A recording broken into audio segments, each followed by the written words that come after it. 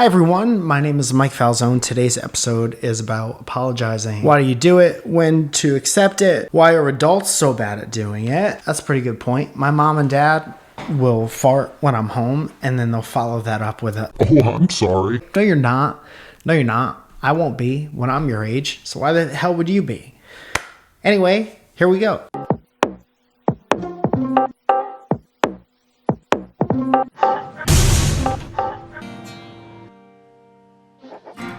Hi Mike, what's your take on accepting someone's apology when you don't necessarily think they've proved that they mean it? Should I accept it and just move on, knowing that I'll probably never interact with them again anyway? Or should I be frank? I'll still be Mike. And tell them the truth of how I feel. People apologize over and over again, but they don't change. I think this person really needs a reality check.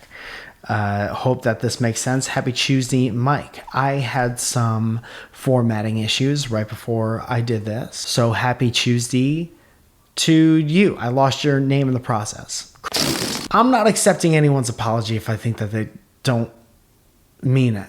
That's the whole thing. When you accept somebody's apology, you also release any and ideally all of the anger you have towards them doing the thing. So you got to make sure the apology is good and they know what they're apologizing for. I heard a good quote this week. It was, an apology is to repair and acknowledge the harm done. Perfect. I know that you thought about it beyond how do I make Mike talk to me again? Mike is so angry and I'm just about done with that. What combination of words do I need to say so that he's not angry anymore? No, acknowledge it, man. Acknowledge what you did, how I took it, and where the disconnect was. I think that most people just don't realize that they're maybe not supposed to be friends. I mean, there's kind of a lot of work that goes into apologizing, and you have to break down your own ego a little bit to do it. And if you're not willing to do that, maybe you just have less friends, and that'll be easier for you to manage. It takes a lot of energy for some people to put themselves in somebody else's shoes and then to look back at themselves, introspective, and to be like, I fucked up and now I realize why this hurt you like this. Should I be frank with them and tell them the truth of how I feel? The truth of how I feel is my favorite Smokey Robinson song. If you don't tell people why you're upset, they won't know why they're supposed to be sorry in the first place. Can't fix a problem that you don't know exists. That's why the smoke alarm has a little beep associated with it. I guess you gotta ask yourself if they're gonna care to hear about themselves.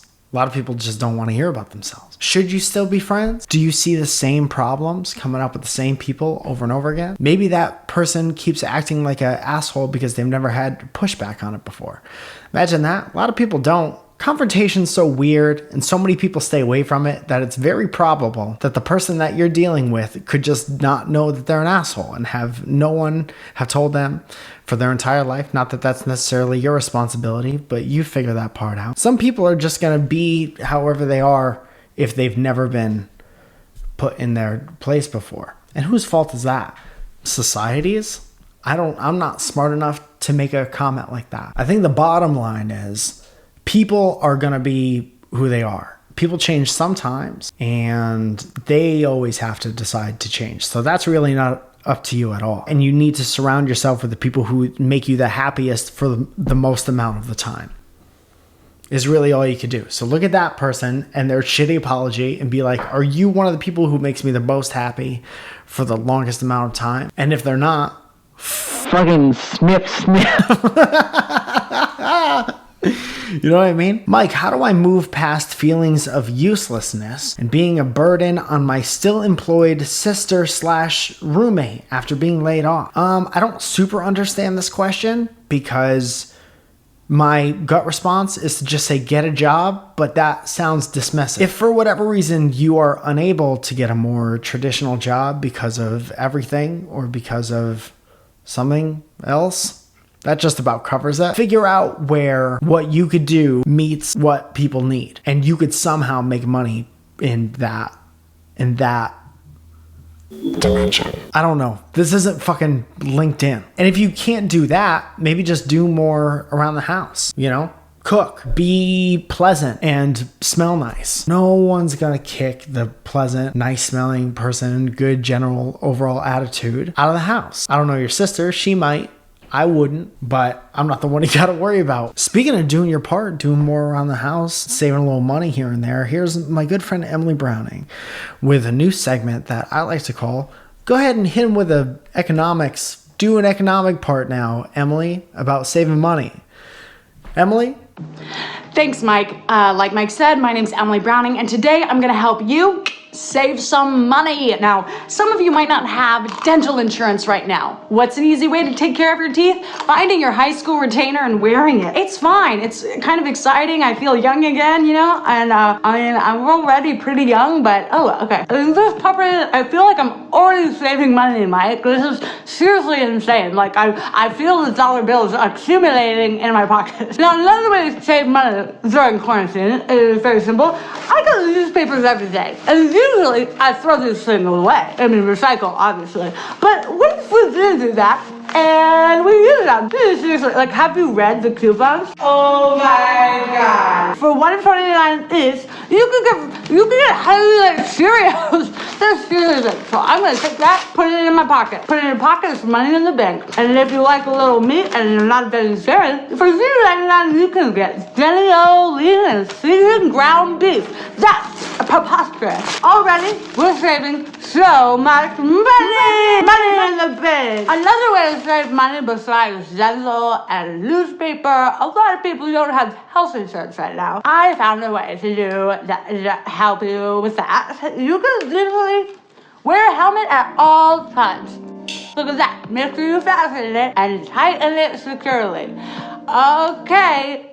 And if you're walking around the street and you fall, you don't have to worry about calling a doctor. You got old Hardy there to help you. Another way to save big is to make your coffee at home, which is so nice.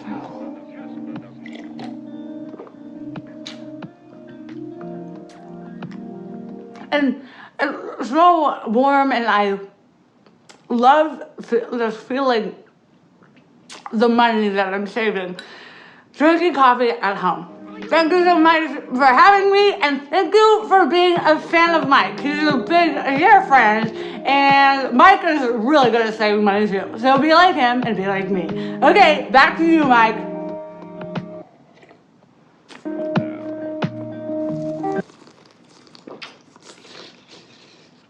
Okay. Thank you, Emily, for your contribution to the show, for economics, for the future of economics. And yeah, that's pretty much it. Thank you very much. I'll see you at the end of the week and next one as well. I'll just see you. I'll see you then. Thank you so much again for watching Mike in the Morning. I appreciate you being here so much. You know who else I appreciate? The sponsors of this channel. They get $5 every month, get 5 extra things, and one of those things getting their name on screen at the end of the video. And so here's that.